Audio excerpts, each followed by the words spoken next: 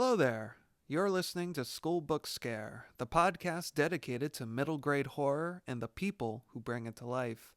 My name is Jose Cruz, and I am an elementary school librarian, author, and, for the next hour, your personal ghost host. As the chairperson of this most unusual book fair, my job every episode is to sit down and have a chat with someone from the world of middle grade horror and ask them why they love it, how it works, and what makes its readers scream. In starting this series, I wanted to make a special mention and acknowledge that this show would not have been possible without the direct inspiration of another podcast.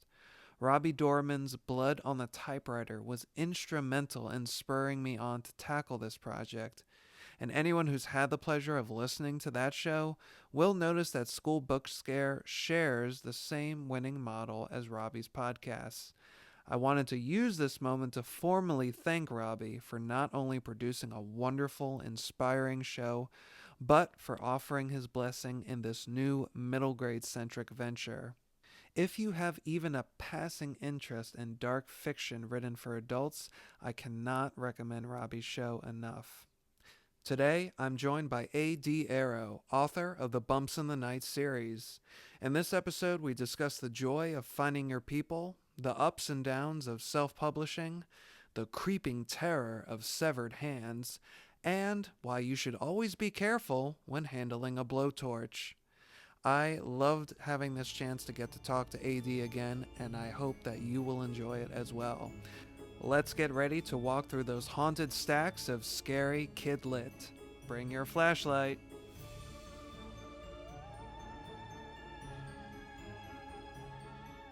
You've been publishing these books for how long has it been? Two I mean, years? it's coming up on 2 years this October.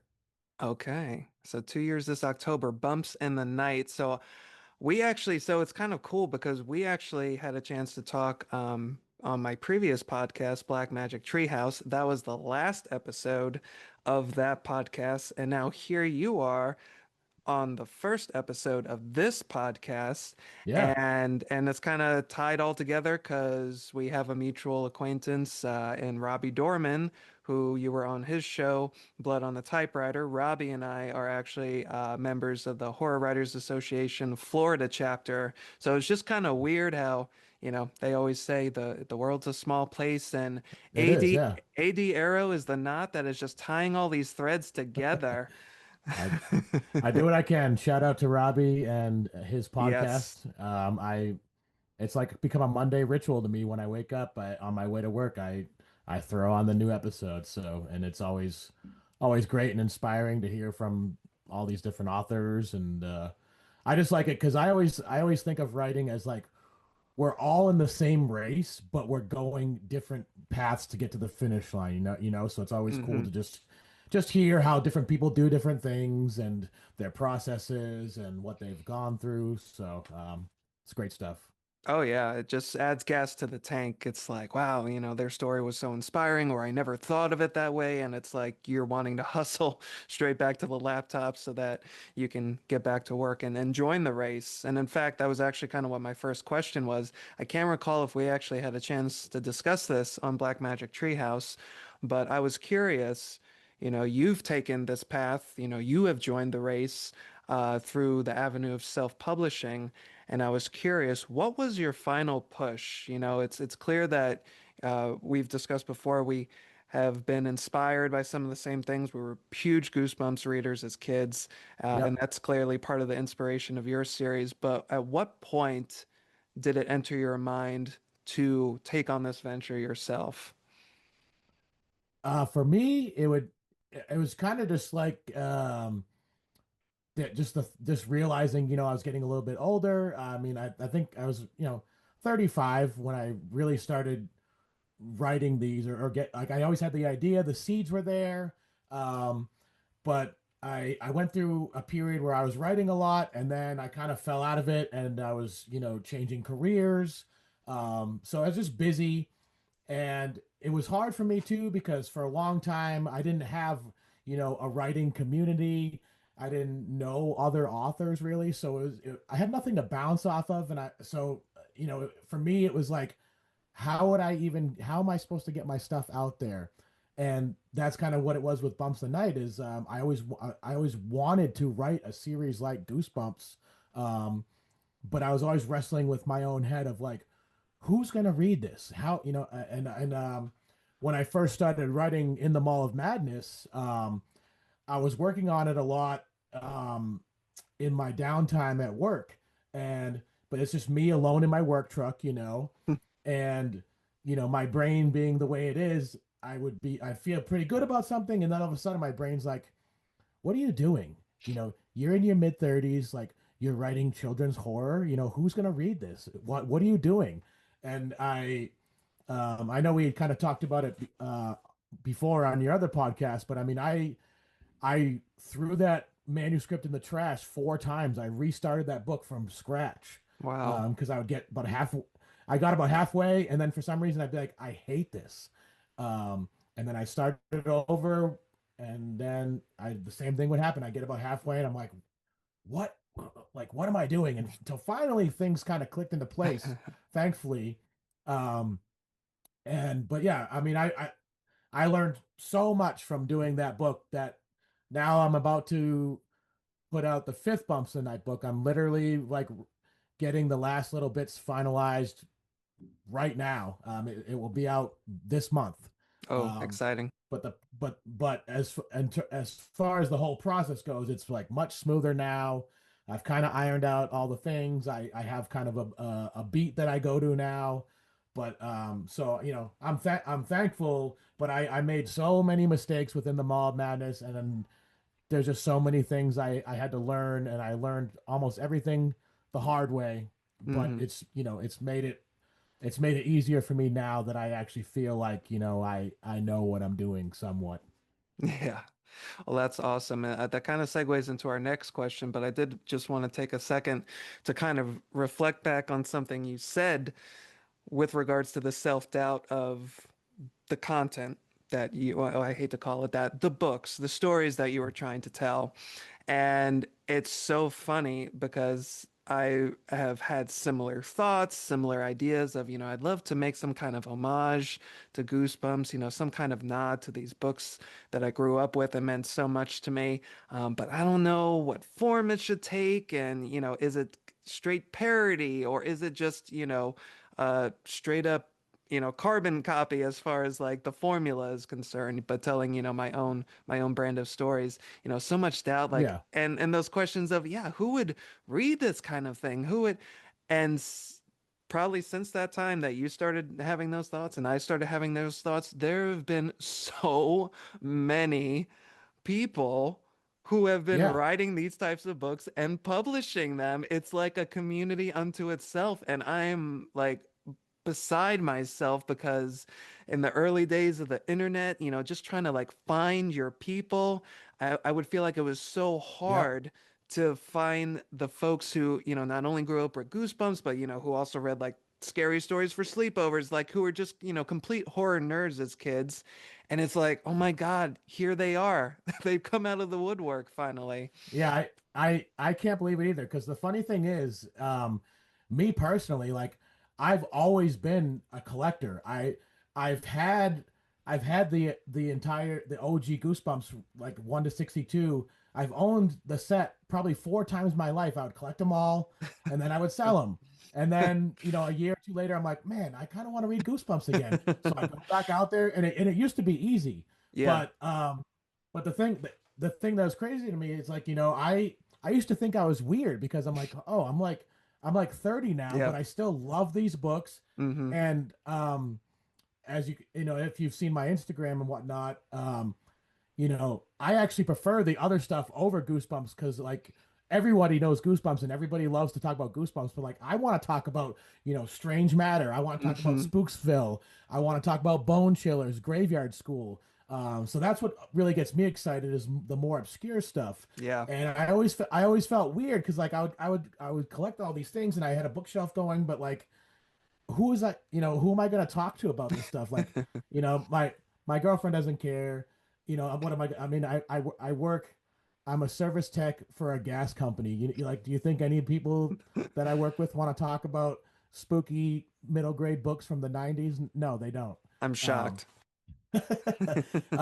so yeah, so really once I started the Instagram and I started realizing, there is a community out there because that was my original plan with Bumps the Night is like I was like I'm gonna market to Goosebumps fans. Yeah. Um, that was my original game plan.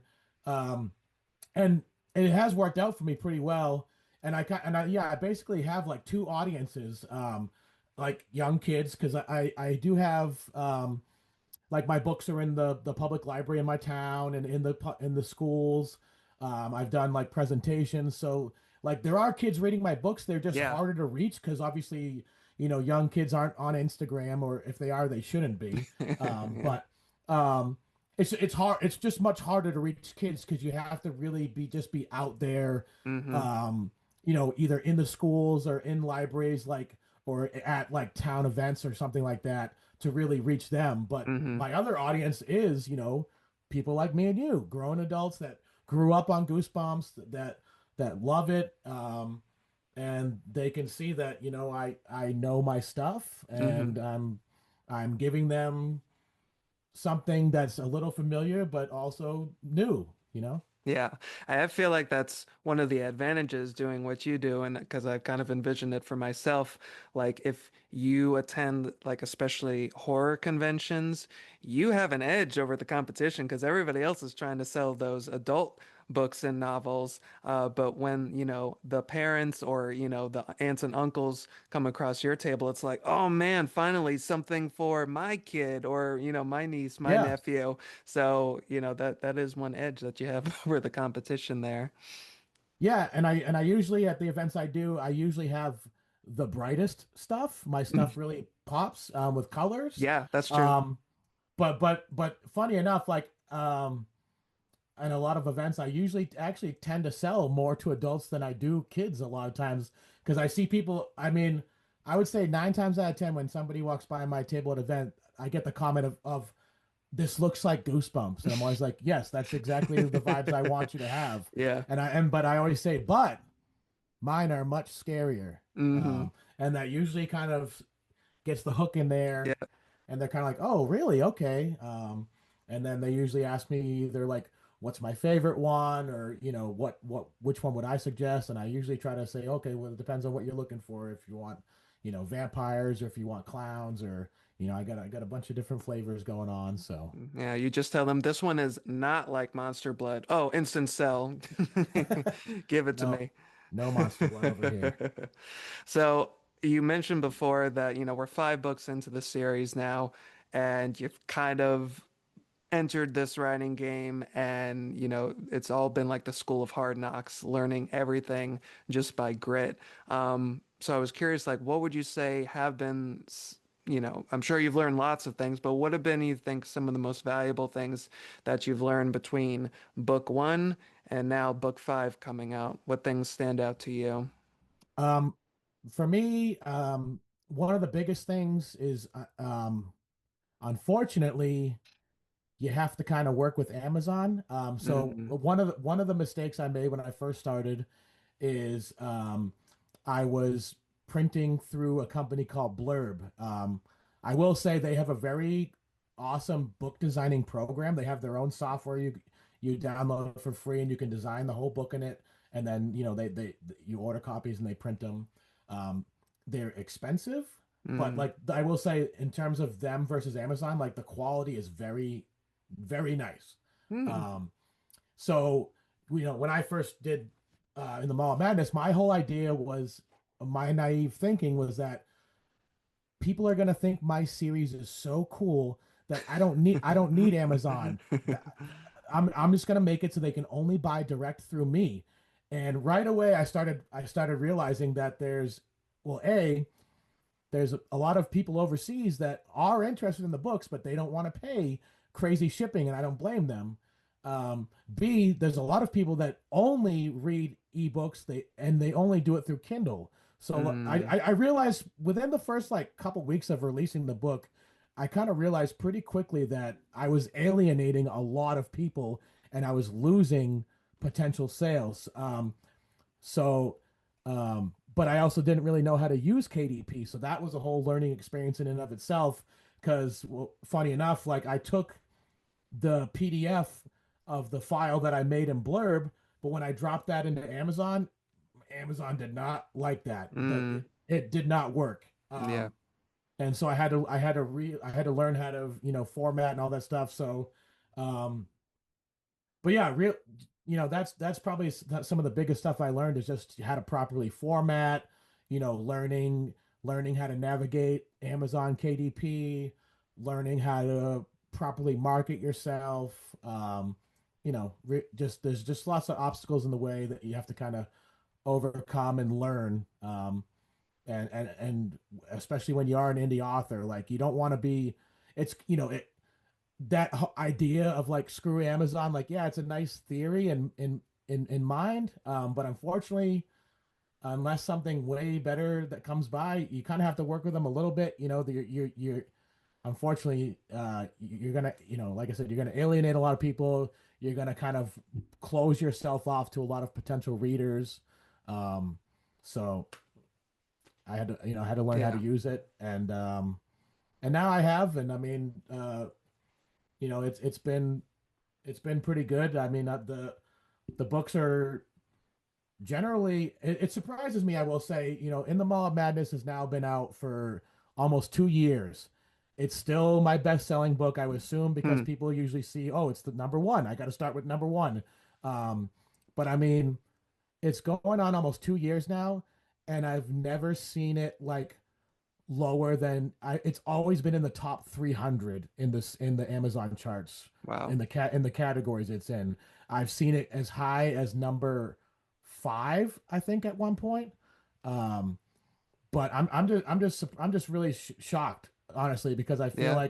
I feel like most books, it's like, they come out, it has maybe a month where it's like, okay, yep, people are reading it, it's up the charts, and then it's like it's so easy to get forgotten about. There's just so much stuff always coming out, and for some reason, like in the Mall of Madness, just keeps going, and it like outsells all the other books. It does way better than all the other books. I mean, again, I chalk that up to that it's number one, so people feel like they have to start there. Hmm. I just hope people will Keep continue going. on. Yeah. Yeah. No, that's it exactly. Well, here's hoping that they do. And I did say that I did want to kind of take it back a little bit to that first book in the series, just because people who are listening who might not be familiar with Bumps in the Might may naturally, as we just said, be predisposed to going to that one first. So if you could, off the top of your head, sorry to put the pressure on you, could you give us like just a quick 1, 2 sentence elevator pitch? What is the story of In the Mall of Madness? Sure, yeah. I mean, it's about a girl named Sam. She lives in a small town where it's all about community. Um, Her parents run the general store, and out of nowhere, this mysterious mall just kind of pops up. There's this weird woman. Her name is Morgan Nix, she kind of runs the show at the mall. Um, and from there, there's just something weird going on with the mall, and Sam has to kind of figure out what's going on before everything implodes around her. Nice, beautifully done. So I imagine, based on kind of what you said earlier, that it might have been a matter when you first started seriously approaching writing books in this series that you perhaps went with the first idea that you could kind of juice a story out of, but I'm sure that the reason you wrote this story in general is because there is some kind of strange power that the mall has over people of a certain age. So I wonder if you could speak to that. What enthralled you and brought you to telling this particular story in that particular setting? I mean, yeah, I mean, obviously, yeah, I do have fond memories of the mall. I think if you anyone that grew up in the '90s would. I still even the mall that I went to a lot, which it's still there, but it's very different now. But Yeah. the mall that it was in the '90s, I still have it like mapped in my head. Like I can tell you where there was actually um, two electronics boutiques in there. That's before GameStop. It was electronics boutique. But for some reason there was one on the lower floor, one on the upper floor. Like I can tell you exactly where the KB Toys was. I remember all where all the stores were. Sam Goody. Oh yeah. Getting a little off topic here, but You're all um, right. the the main reason though why I went with that idea, and I've told this story numerous times now, but years before, I had been asked by a friend of mine that I went to high school with. Him and his sister were doing a podcast for like children's stories. It was like fairy tales and things like that, Hmm. and it was doing really well. And so he had asked me, "Hey, like, do you think you could write a short story, kind of like Goosebumps?" Because again, a lot of people I grew up with, like, I was like the Goosebumps kid. So that's what a lot of people will remember me for. Um, so he had asked me if I wanted to write a short story. I wrote a short story. It was called The Midnight Mall, I think is what I called it. And it was like a 4 or 5 page story, essentially about these girls that decide to um, like sneak in the mall and stay overnight to steal some clothes that they think are cool because they can't afford them. And once the mall closes, like they get attacked by mannequins and like um, the main character's best friend gets turned into a mannequin, and like nobody, she's like missing now, and the story kind of ended with like her walking through the mall with her family, and like nobody knows where her friend is, but she does because she's right in the window of the store. And she looks great in the summer spread. Exactly. Um, so that was like the OG story. It never happened with the podcast, and it kind of Mm. just sat there for a long time.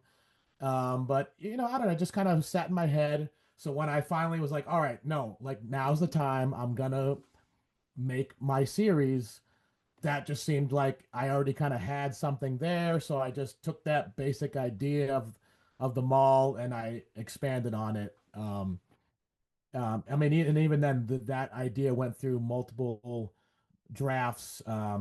The first two drafts, it wasn't Morgan wasn't part of the story. Mm. It was just like a creepy guy. Um, and it wasn't until the third draft where I was like, I feel like if I made it a woman, it would be a lot more interesting, actually. And so then I started to develop Morgan, and I just thought it would be kind of cool to have this, kind of more traditional small town, and then you just have like this goth baddie that clearly does not belong in this town, just like taking over. Um, Yeah, she and cuts a really imposing figure. yeah, and I mean the artist that I hired originally, I sent him a paragraph from the book, and then like that's what he drew for the cover, and I was like, that is exactly what I had in my head. Like you nailed it. You're hired. So yeah, I mean, so yeah, I knew once I saw the cover art, I was like, okay, yep, things are happening now. That's awesome. They're clicking into place. So I don't want to take up too much time with In the Mall of Madness, but I did just want to say one of the things I love the most about reading it was Sam, actually. I love characters like her. They're kind of like heroes without the capital H. She's just this kid who's just trying to live her life, but then she's forced to kind of question and fight her way through this darkness that begins encroaching on her existence. And she's just really somebody that you can root for. I was just curious if it's a little bit in the rearview mirror now, being the first book, but do you have any insights about as far as like what writing her arc or just her personality was like for the first book? Yeah, I mean, I feel like there's definitely a little bit of me in Sam. I Yeah. feel like it's almost impossible not to, but I just kind of want to write um, a character that was like, you know, because her best friend Lizzie in the book is a lot more like bubbly. Like Hmm. I wanted to write a character that was like not super serious, but kind of like she didn't quite fit the status quo. She was a little bit outside the norm. Like she didn't want to be stuck in that small town. And I mean, in the book, she's an aspiring director. Like that's what she ultimately wants to do, and that does play a role in the book of like her making a documentary about the mall once it kind of comes up. Um, but yeah, I just thought it'd be, I just remembered being a kid too, and kind of having these big dreams, and aspiring to be something, bigger than your town or and whatnot. So I kind of just wanted to, infuse that into that and have a character and that's, dreaming big. Um, and then obviously once this happens, she kind of has to confront something larger than herself and use her skills and try to take care of it. Yeah, now she's not only dreaming big, she's nightmaring big now. Yes, yes. Well, especially at the end. But Yes, for sure. So to wrap up this segment, I wanted to do something where I just kind of ask like a fun question, something a little off the beaten path. So for sure. you, with this series being Bumps in the Night, I wanted to ask you, what was one thing or some things that went bump in the night that scared you as a kid? For me, one thing that sticks out to me, for some reason, I had a strange fear of severed hands. Mm. And I'll never forget um, my when I was up until I was probably 6 years old, we lived in this one apartment where there's four apartments in this house. We lived upstairs, and there's a neighbor across the hall upstairs too, and they had kids about my age and whatever. And they had this Halloween decoration that it was literally just a hand, like a severed hand that stuck to the window. But it was when you walked by, it would start moving, Oh, wow. and I would not go in their living room. I'm like, there's no way I'm walking by that thing, and I don't know where it came from. But I used to also, if you stood in the kitchen, there's a little hallway, and then there would be my bedroom. But at night, like that hallway was very dark, Hmm. and I used to like stand there, and almost like dare the hand to come out because I was like, there's a hand in the darkness, and I could just picture this little severed hand like crawling out of the Yeah. hallway, and yeah, I don't know where it came from, but yeah, I was not a fan of severed hands. Wow, what an indelible memory. That's awesome. So, we're going to move on to the second segment of the show where we kind of ask some more general bookish questions in true Robbie Dorman fashion. But before we do that, I did just want to say to the listeners out there, if you haven't already been enticed by what A.D. Arrow had to say about his series or In the Mall of Madness in particular, this is your chance to pause the show, go out there and get yourself a copy. Don't just stop at that first book. It's selling pretty well. Be a little bit adventurous. Maybe try is Clowning Around number 3 or number 4? Yeah, that's no, so number two is Nostalgic Nightmare. Yep, Number three is Clowning Around. Number four is Night School Bites, and that's right. not sure when you're posting this episode up, but by the end of July, number five, Hair Today, Ghoul Tomorrow, will be out. A great title. Yeah, so this episode will be posted in the future of I think the date is August 10th. We're starting the first full week in August to kind of coincide with the school year as it Okay, were. This year, perfect. this being a school book scare. So, listeners, the book will already be out by the time you hear this. So again, pause the show, get that fifth book and get all the other ones while you're at it. Yeah, I think I am. Once the fifth book is ready, I've never done it before, but on my website, I'm gonna do like a 5 book like bundle deal where you can just get all Oh, five for like, cool. because I usually at my live events I will do like, hey, they're this amount, but if you buy all four, I like knock $5 off or something like that. So yeah, I'm probably gonna do like a 5 book bundle deal once they're all ready to go. Sweet deal. You can't get better than that, friends.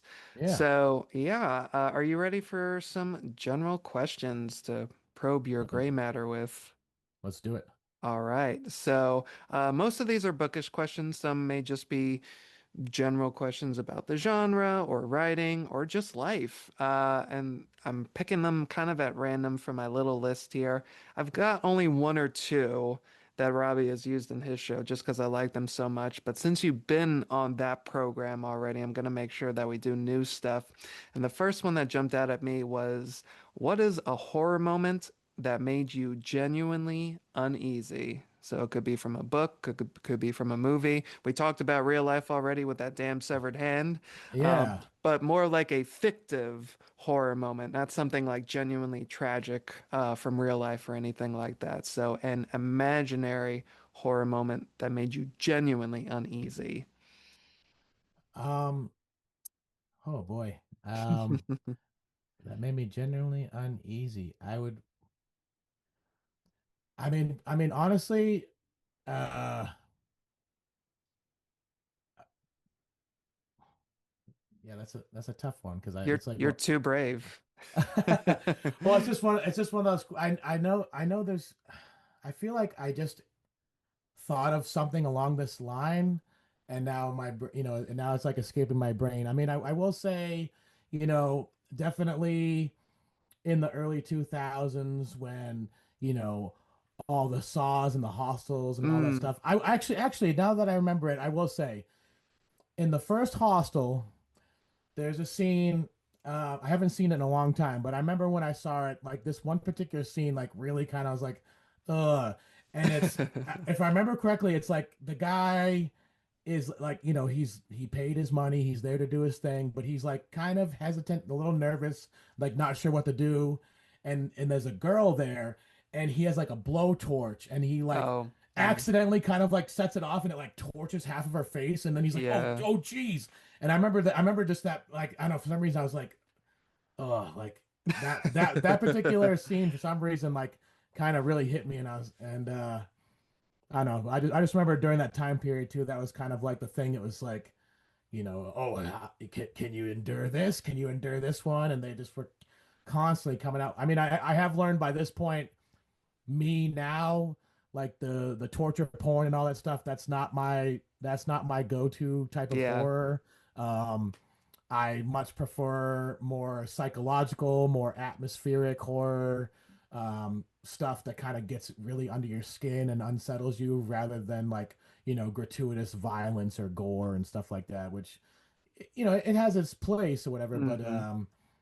definitely not something that scares me now, or like what I would go to when I want, solid horror. It's not my thing anymore. So, Yeah. Oh, very good. Yeah, that movie did have some squicky moments for sure. oh yeah.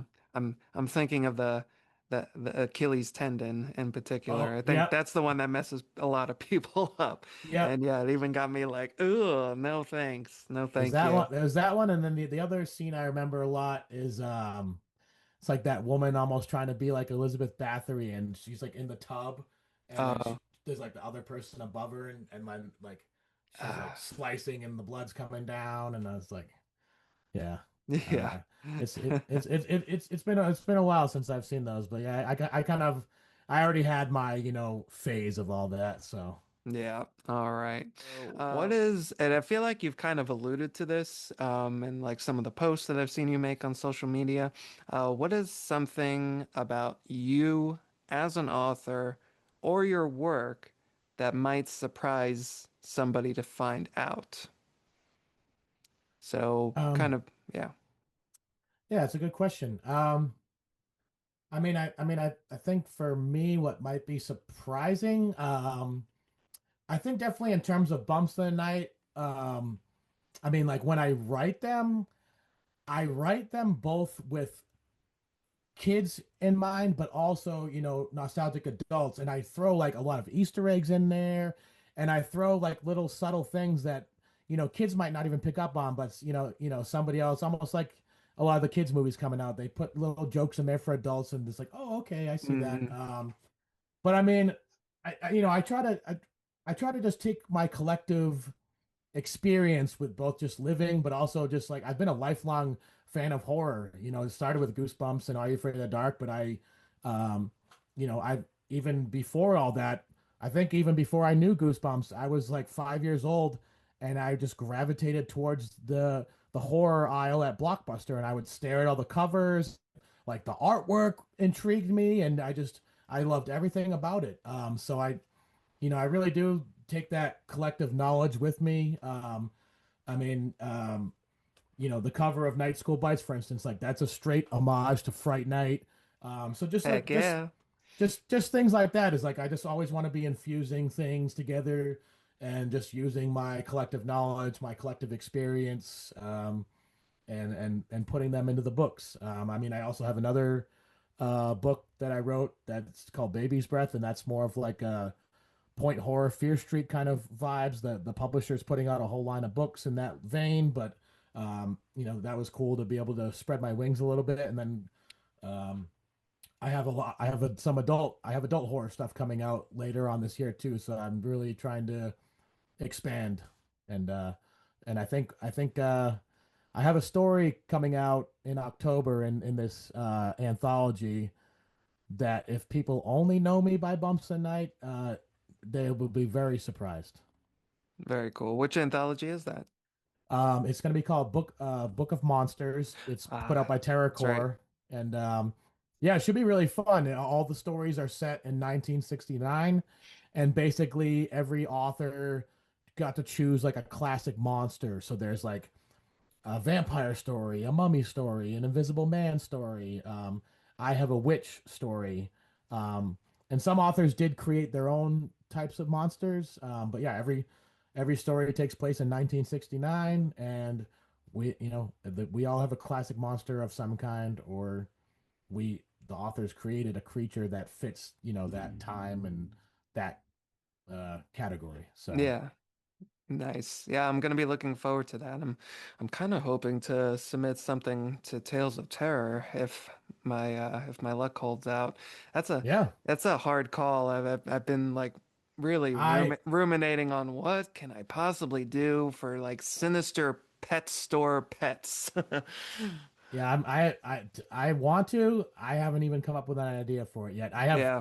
And right now my main focus has been, finishing book 5. That's been like taking over my entire brain. I did actually just today send off something to a submission, but the only reason I got that done real quick is because the minimum word count was 500 words, and I wrote like a 600 word story. And I used it to kind of challenge myself because I feel like when you kind of I was like, I wonder how low can I go Mm. and still make an effective story. Um, so yeah, I wrote a 600 word slasher story, and I think it's a pretty cool idea, but fingers crossed, we'll see. Um, but there's a couple of other anthology calls out there. Plus, um, I actually, and I'm hoping I can pull this off, but I want to do a double release for Halloween for Bumps the Night, book 6 and 7, because I've been building up this idea, but basically it's kind of like the same story, but it's happening, you know, book 6 and 7, they go together. They're happening at the same time. Oh, cool. Different main characters, but the stories kind of cross together. I So love that. So like a yes, Pulp Fiction type deal. kind of, yeah, and it's like Yeah. it's not like it's like part one and part two. Like Right. you can read them separately and still get a full story, but there are scenes that cross over, and you're gonna get the full experience, from reading both of them. So What a neat approach. Yeah, just seeing how the two narratives dovetail in those yeah, different spots. I love that. Oh, I'm looking forward to seeing that. All right, so we're getting close to our time on this segment. I think we have time for maybe one or two more questions. I know one of these will be pretty quick. sure. So I'll save that one. How about what is and it doesn't have to be your ultimate favorite. What is one or maybe two books that you would take to the proverbial desert island? Out of anything, huh? Yeah, and it doesn't have to be all-time favorite. It can just be, you know what, this is the one that I'm thinking about right now, and I wouldn't mind diving back into it. It could be something you've read before. It's like, it's been a while. I think I'll take Yeah, that one off the shelf. yeah. I feel like one of them would have to be the Scary Stories to Tell in the Dark anthology, the one that collects all three of them. I have a hardcover version. I know those to me, um, I know they're just so cozy, so Yeah. nostalgic. Like you could just pick up and read one real quick. The illustrations are amazing. Um, and probably the other book I would say, um, one of my favorite authors is a writer named Amy Bender. Mm. and she has, well, she has, all of her books are great, but her second book is called Willful Creatures. And I love it so much. I have a tattoo of the cover on my ankle. Oh, that's right. I think Um, you talked about that on Robbie's show. yeah. Yeah. Yeah, I gave her a shout out because I don't ever see anybody talking about her. But I mean, I've been a huge fan for probably 20 years now because I first found out about her. One of her stories was assigned in my college fiction class. Oh, Um, cool. but yeah, that book is awesome. The stories are just weird, surreal, like magical realism. I'm One story that really sticks out to me is it's just about this store that sells words, and the word, like whatever the word is, that's what it's made out of. And it's literally just this person shopping in the store, like poking around. And I just remember like she looks at a shelf and there's blood, and it's just like a glass tube filled with blood, and it just says blood, and like there's just all these words, but yeah, they're just made up of the things that they are, and like she's just like trying to get through the store, but she's getting distracted, and there's all this stuff, and I think at one point she like breaks something on accident, and I can't remember what word it is. I got to reread it again, but Oh, wow. I don't know. It's a trip. So, Willful Creatures, it is a story collection. Yeah, I love short story collections. Oh, yeah. That's if I'm in a store and Mm-hmm. I see the word short story collect, I will buy it. I will Mm-hmm. buy it. It's which is funny because from being in Facebook groups and stuff like that, I find that that's usually not. Most people are the opposite. I find a lot of people say Yeah. they don't like short story collections. They prefer a novel. I mean, I love a good novel, but for me, like if you can give me like a book of like 12, 15 short stories, like I'm about that all day long. Mm-hmm. Yeah, for sure. And kind of like you were saying to your point about the your 600 word story, just you know, anytime I like it both as a viewer, a spectator, whether it's a movie or, a book, or a writer myself, anytime the narrative can be put into this box and it's like, these are all the tools you have, now go. Yeah. That just, you know, energizes me so much. I love to see what people are able to do with, oh, so many tools, just kind of like this restricted, um, these restricted parameters and see how far they can stretch Yep. the perimeters of that box without breaking it, with still staying in the box, but how far can we stretch it? What can we do? There's nothing better. Yeah. I mean, I always liken it like to me like like a good short story is just like a punch in the gut. It's just like Hmm. quick.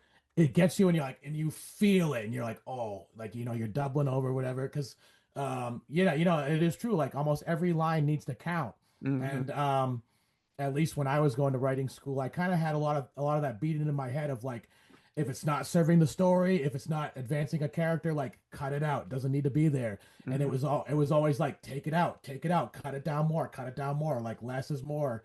So, and I mean, I don't always agree with everything that I was taught, but I will say it was definitely drilled into my head to the point where I know there's sometimes where I'm trying to write and I'm like I know like my brain will just be like too wordy, like too much stuff, and Hmm.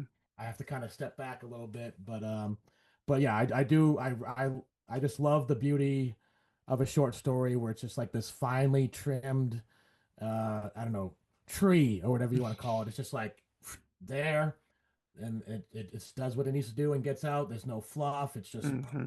boom. Yeah, for sure.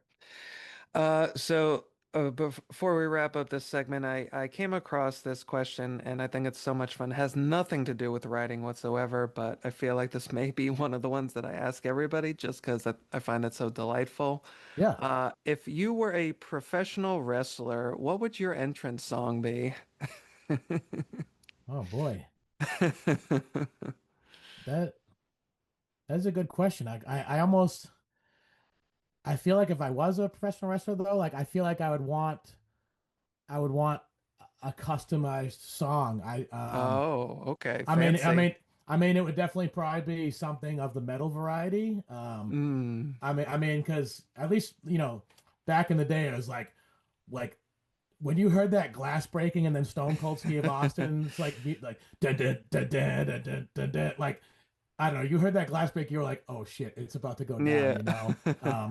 Either like that or the other one. Like I was a huge Undertaker fan, and I Mm. just remember like back in the day, and again, what drew me to the Undertaker was because he was scary, Yeah. Yeah. and I just remember like you'd hear that like dong, and then the lights would go out, and Hmm. he'd come out with Paul Bear, and he like in the early '90s he wouldn't talk, he'd like roll his eyes up into his head, just see the whites of his eyes. And I was like, I just remember as a kid, I was like, this dude is scary as hell, and I just loved it, and like doing the casket matches and stuff like that. But yeah, I mean, I couldn't tell you like an actual song. I feel like I would want to have a song customized for me by like a metal band, or I don't know, something cool and heavy.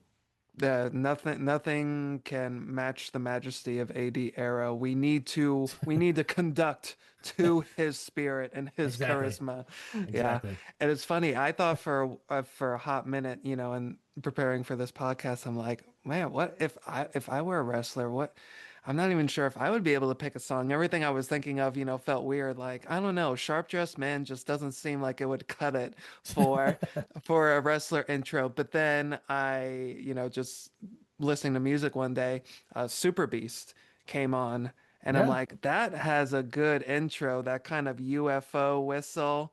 That kind of has the same little build up to it that the tolling bell and the glass breaking does, just woo. yeah.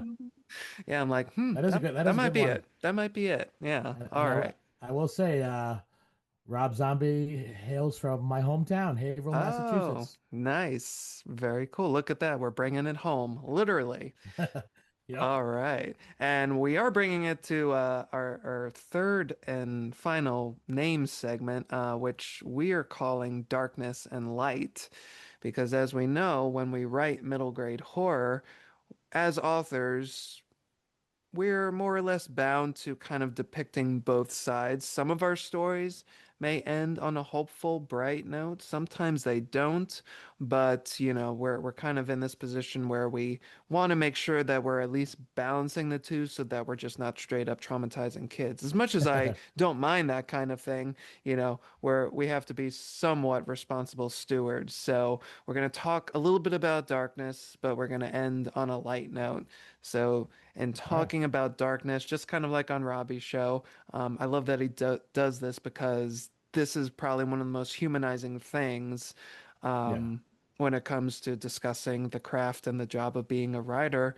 What is something that you have had a struggle with in the past or may currently be struggling with regards to your work? It could be from the more practical side, like you were discussing before, kind of getting an idea of how the whole Amazon side of it works.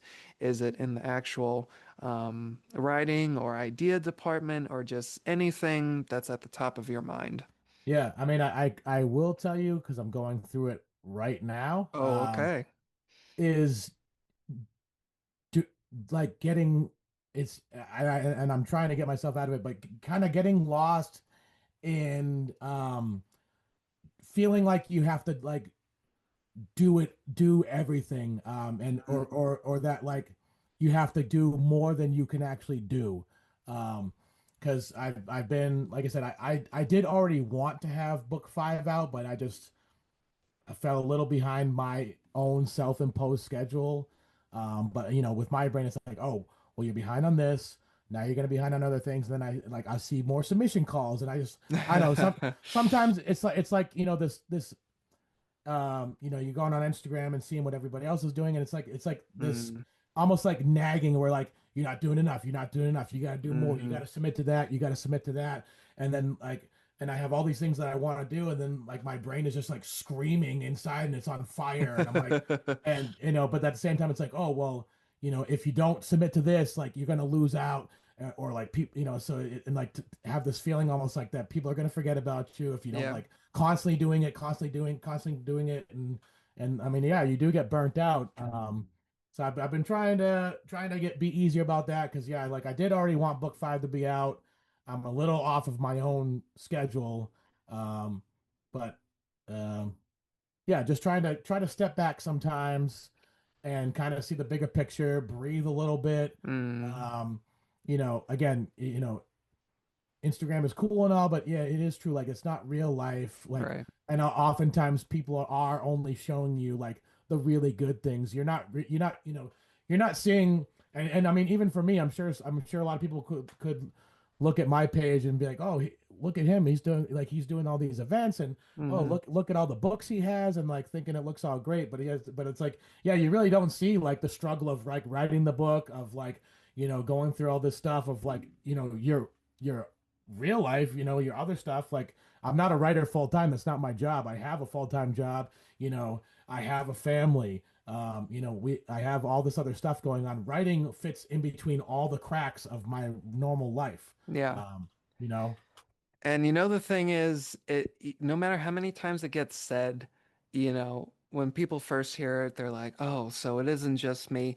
I feel like we just really need to make it a thing where yeah. it's this understood aspect of the job where I cannot fathom anybody, not even the people who are at the top, like just Stephen King, for instance, or, Colleen Hoover. I can't imagine any of them to one, even if it's just a tiny infinitesimal amount, I can't imagine any of them not existing with some bit of self-doubt plaguing their Oh yeah. hearts, and not necessarily in their own, um, abilities. But when you think about it, if you're a writer, nothing is guaranteed.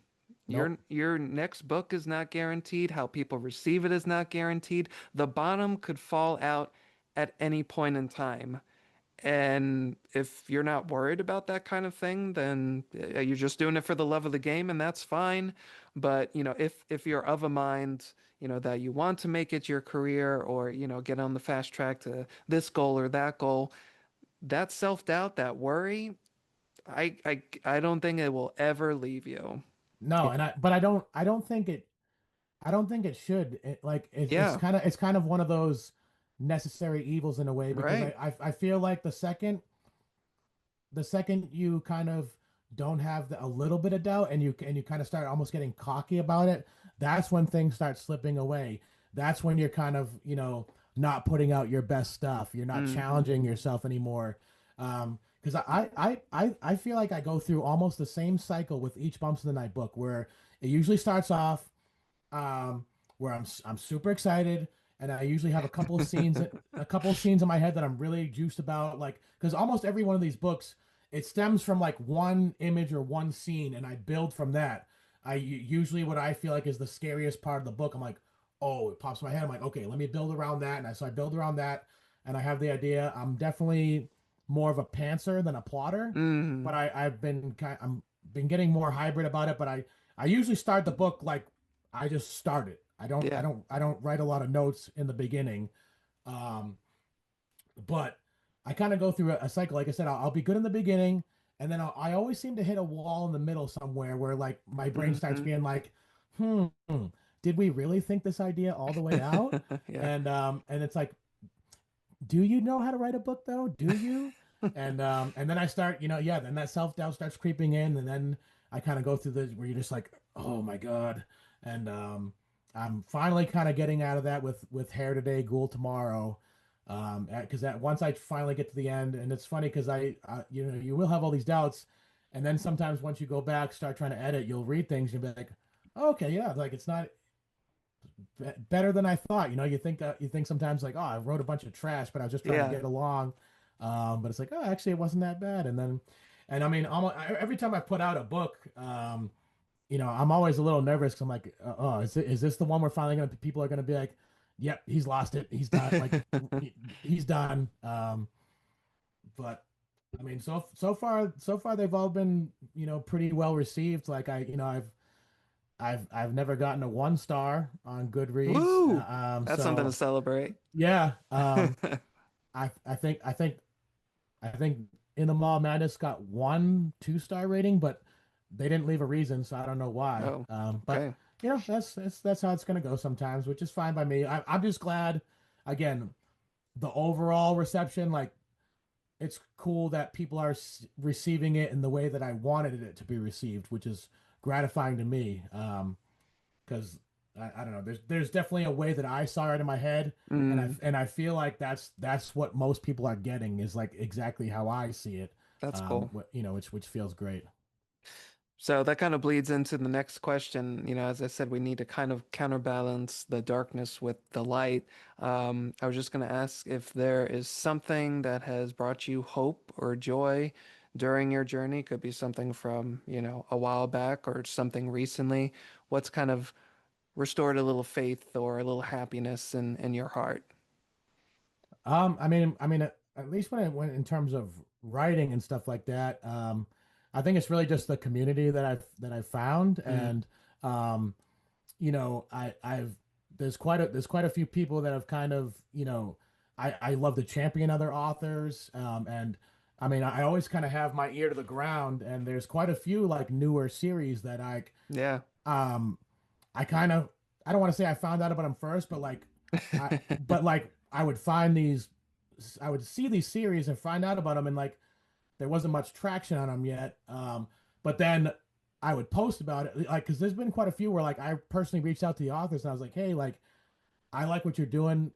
I'm kind of doing a similar thing. Like, you want to trade a book? Like, I'd love to send you one of mine if you want to send me yours. And then like, obviously I'm going to post about it. And I've had, numerous authors like, just from me talking about it, people, say like, hey, you brought a lot of eyes onto my book or whatever. And I love that, um, I'm in a position where I can kind of do something like that because I want everyone, to succeed. But I just think it's so cool how there are so many series going Yeah. on now.